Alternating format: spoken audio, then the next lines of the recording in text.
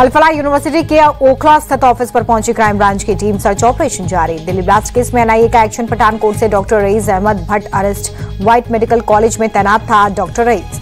Blast के मुख्य आरोपी उमर के संपर्क में था डॉक्टर रईस। अलफलाह यूनिवर्सिटी से कनेक्शन, अनंतनाग के देल गांव का रहने वाला है डॉक्टर रईस। स्पेशल सेल ने 2 डॉक्टर्स को हिरासत में लिया। दोनों डॉक्टर अलफलाह यूनिवर्सिटी के ब्लास्ट वाले दिन एक डॉक्टर दिल्ली में मौजूद था।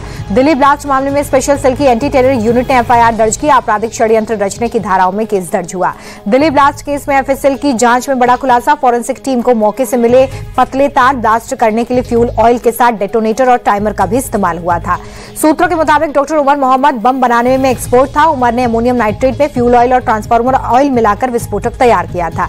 दिल्ली ब्लास्ट से जुड़ा नया वीडियो आया सामने। धमाके के बाद हिल गया था Lal Qila metro station. Underground metro station में मची थी अफरा तफरी। दुकानों पर रखा सामान हिलता दिखा। 40 फीट नीचे तक धमाके का असर। लाल किले के पास हुए धमाके के बाद वहां पड़े मलबे और क्षतिग्रस्त गाड़ियों को हटाया जा रहा है। दिल्ली पुलिस ने क्रेन की मदद से हटाने का काम किया शुरू।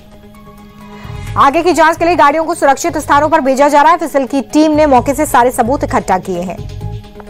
धमाके में इस्तेमाल कार को लेकर बड़ा खुलासा। फरीदाबाद में कार डीलर से 2 लाख रुपए में खरीदी गई थी i20 car. Nowgam police station blast में बड़ा खुलासा। विस्फोट को डिफ्यूज करने के दौरान ब्लास्ट हुआ। डॉक्टर मुजम्मिल ने बताई थी विस्फोटकों की लोकेशन। खुलासे के बाद कुल 120 विस्फोटक बरामद। 8 विस्फोटक डिफ्यूज होने थे, तभी अचानक धमाका हुआ। पुलिस और एफएसएल की टीम ब्लास्ट की चपेट में आई। धमाका इतना जोरदार था कि 30 किलोमीटर दूर तक सुनाई दी आवाज। ब्लास्ट के बाद मौके पर एसडीआरएफ की टीम ने चलाया रेस्क्यू ऑपरेशन। नौगाम धमाके पर डीजीपी नलिन प्रभात का बयान। का थाने में हुआ धमाका साजिश नहीं, हादसा था। स्टेशन के बाहर अमोनियम नाइट्रेट रखा था। सैंपलिंग के दौरान हुआ ब्लास्ट। डीजीपी नलिन प्रभात ने कहा कि सैंपलिंग प्रक्रिया 2 दिन से चल रही थी। किसी की गलती से धमाका हुआ, जांच जारी है। डीजीपी ने यह भी कहा कि ब्लास्ट में एफएसएल की टीम के 3 कर्मचारियों की मौत हुई है। एक एसआईए स्टाफ, 2 क्राइम सीन के फोटोग्राफर, 2 रेवेन्यू अधिकारियों की मौत हुई है। Nowgam police station blast sample पर गृह मंत्रालय का बयान। संयुक्त सचिव प्रशांत लोखंडे बोले, नौगाम की घटना एक हादसा। फरीदाबाद से जब्त विस्फोटक थाने में फटने से हादसा हुआ। गृह मंत्रालय ने कहा कि विस्फोटक का सैंपल लेने के दौरान धमाका। 2 दिन से सैंपलिंग की प्रक्रिया चल रही थी। आगे की जांच जारी है। नौगाम थाना ब्लास्ट केस पर सीएम उमर अब्दुल्ला ने दुख जताया। मृतकों के परिजनों के प्रति संवेदना व्यक्त की। घायलों की जल्द स्वस्थ होने की प्रार्थना। नौगाम पुलिस स्टेशन हादसे पर राहुल गांधी ने दुख जताया। जान गंवाने वालों के परिजनों के प्रति संवेदना व्यक्त की। घायलों की जल्द ठीक होने की कामना। वाराणसी में एनएसजी कमांडो ने गंगा के बीचों बीच मॉकड्रिल की। आतंकी तैयारियों का जायजा लेने के लिए अभ्यास। कमांडोज ने क्रूज पर की मॉकड्रिल। हेलीकॉप्टर से उतरते नजर आए जवान। पूर्व केंद्रीय मंत्री आरके सिंह के खिलाफ बीजेपी का एक्शन। पार्टी विरोधी गतिविधियों में शामिल होने का आरोप। एनडीए की प्रचंड जीत के बाद पटना में महाभारत की तर्ज पर पोस्टर। जेडीयू ने लालू परिवार पर साधा निशाना। पोस्टर में लालू को धृतराष्ट्र, राबड़ी को गंधारी दिखाया। पोस्टर में तेजस्वी और संजय यादव भी। चिराग पासवान पटना में सीएम आवास पहुंचे। चुनाव में एनडीए को मिली लैंडस्लाइड विक्ट्री पर सीएम से मिलने के लिए पहुंचे। चिराग पासवान बोले कि ऐतिहासिक जीत के लिए सीएम नीतीश को बधाई। ये जीत सभी दलों के ईमानदार समर्थन के बिना हासिल नहीं होती।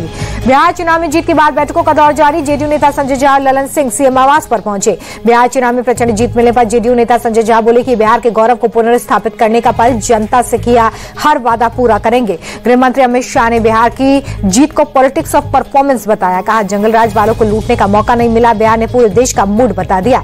बिहार की बंपर जीत पर जेपी नड्डा का बयान। का जंगल राज भ्रष्टाचार को जनता ने नकारा। सुशासन और विकास पर लगाई मोहर। राजनाथ सिंह ने बिहार की जीत को बताया ऐतिहासिक। कहा कि इस जीत में सीएम नीतीश कुमार का पूरा योगदान। एनडीए के बहुमत का आंकड़ा पार करने पर बोले ललन सिंह, नीतीश कुमार टाइगर हैं। लोगों ने उनके नेतृत्व और उनके काम पर मोहर लगाई। बिहार चुनाव में बंपर जीत पर जीतन राम मांझी बोले कि बिहार के अच्छे दिन आए हैं। आने वाले 5 साल में बिहार की दिशा और दशा दोनों बदल जाएगी। महाराष्ट्र सीएम फडणवीस ने राहुल को आत्म परीक्षण करने की सलाह दी। बोले, चुनाव में मिली करारी हार के बाद उन्हें आत्मचिंतन की जरूरत। बिहार बीजेपी अध्यक्ष दिलीप जायसवाल बोले कि राहुल गांधी के चलते बिहार चुनाव में विपक्ष की नाव डूबी। देश के खिलाफ बोलने वालों को जनता स्वीकार नहीं करेगी। दिलीप जायसवाल बोले कि राहुल को अंतर आत्मा में झांकने की जरूरत है। वह अभी परिपक्व नहीं है, उन्हें कोई गंभीरता से नहीं लेता। राहुल और खड़गे ने लालू और तेजस्वी से फोन पर बात की है। हार के कारणों पर चर्चा। गठबंधन के दूसरे नेताओं से भी बातचीत। दिल्ली में कांग्रेस अध्यक्ष खड़गे के घर बैठक। राहुल गांधी, केसी वेणुगोपाल समेत कई नेता मौजूद। बिहार चुनाव में मिली हार के कारणों पर मंथन। बिहार चुनाव नेताओं के रिएक्शन सामने आ रहे हैं। इस बीच नतीजों को लेकर आरजेडी नेता मृत्युंजय तिवारी बोले कि नतीजे आश्चर्यजनक हैं। किसी ने ऐसी कल्पना नहीं की थी। पार्टी नेतृत्व इन परिणामों की समीक्षा करेगा। मुकेश सैनी ने अपनी हार स्वीकारी। कहा कि जनादेश स्वीकार, हार का करेंगे मंथन। सीएम पद के सवाल पर बोले बीजेपी नेता विनोद तावड़े, केंद्रीय नेतृत्व फैसला करेगा। बीजेपी सांसद राजीव प्रताप रूडी बोले कि जीत का क्रेडिट सबसे पहले पीएम मोदी और सीएम नीतीश को। बिहार की महिलाओं ने एनडीए पर भरोसा जताया। बिहार कांग्रेस नेता अखिलेश प्रसाद ने हार का ठीकरा संजय यादव और कृष्णा अल्लोवर ऊपर फोड़ा। कहा कि सीट शेयरिंग शेयरिंग में देरी और ट्रेंडी फ्लाइट से नुकसान हुआ। सांसद पप्पू यादव ने चुनाव परिणाम को बिहार के लिए बेहद दुर्भाग्यपूर्ण बताया, कहा हमें इसे स्वीकार करना होगा। शरद गुट की नेता सुप्रिया सुले का बयान, महाराष्ट्र की तरह बिहार में भी वोट चोरी की आशंका। बिहार चुनाव के नतीजों पर AIMIM के राष्ट्रीय प्रवक्ता वारिस पठान का बयान, में सीमांचल की जनता का शुक्रिया अदा करता हूं जिन्होंने हमें भारी संख्या में वोट दिया। वारिस पठान ने महागठबंधन पर साधा निशाना, बोले महागठबंधन के नेताओं में घमंड है जिसकी वजह से उनका सुपड़ा साफ हो गया। त्रिपुरा के मुख्यमंत्री माणिक साहा ने बिहार में जीत पर कहा कि नतीजे हमारी उम्मीद से भी बेहतर है। माणिक साहा का बयान, बोले पहले बिहार में चुनाव जाति के आधार पर होते थे लेकिन अब यह खत्म हो चुका है। बिहार चुनाव के रिजल्ट पर बोली बंगाल बीजेपी नेता अग्निमित्रा पॉल, अब बंगाल की बारी, बंगाल के लोग परिवर्तन चाहते हैं। गुजरात दौरे पर प्रधानमंत्री नरेंद्र मोदी नर्मदा में देव मोगरा मंदिर पहुंचे, पूजा अर्चना कर आशीर्वाद लिया। स्वतंत्रता सेनानी बिरसा मुंडा की 150वीं जयंती पर संसद में दी गई श्रद्धांजलि, राष्ट्रपति मुर्मू और उपराष्ट्रपति ने अर्पित की श्रद्धांजलि।